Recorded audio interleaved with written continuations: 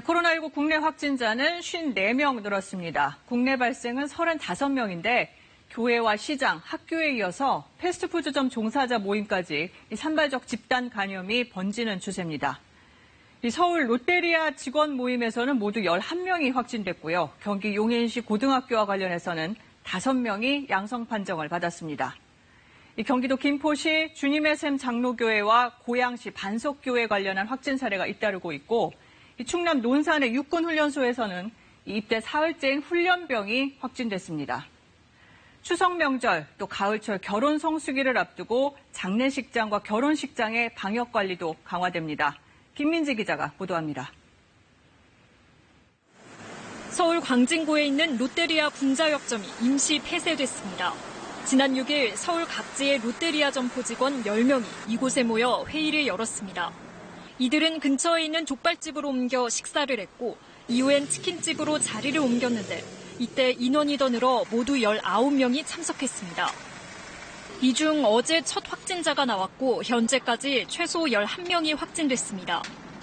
역학조사 결과 이들은 장시간 회식을 하는 동안 마스크를 착용하지 않은 것으로 나타났습니다.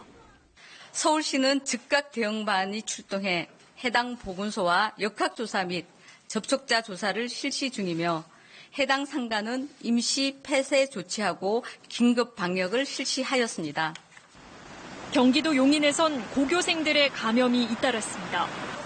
대지고등학교에선 1학년 같은 반 학생 2명이, 인근의 죽정고등학교에서도 1학년 학생 3명이 확진됐습니다. 이들 5명은 친구 사이로 지난 주말 PC방과 영화관, 노래방 등에서 함께 시간을 보낸 것으로 알려졌습니다. 두 학교는 즉시 등교 수업을 중단하고 원격 수업으로 전환했습니다. 고양시 반석교회를 거쳐 어린이집과 남대문 시장으로 전파된 집단 감염과 관련해서도 확진자 1명이 늘어났습니다. 추가 확진자는 남대문 시장 상인의 가족으로 누적 확진자는 34명이 됐습니다.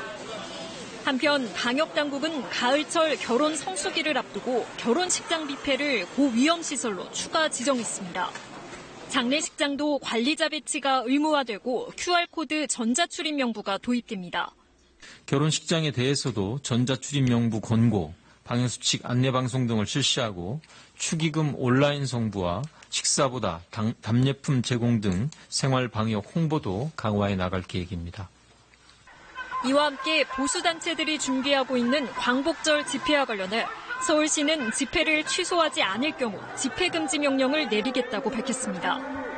KBS 뉴스 김민지입니다.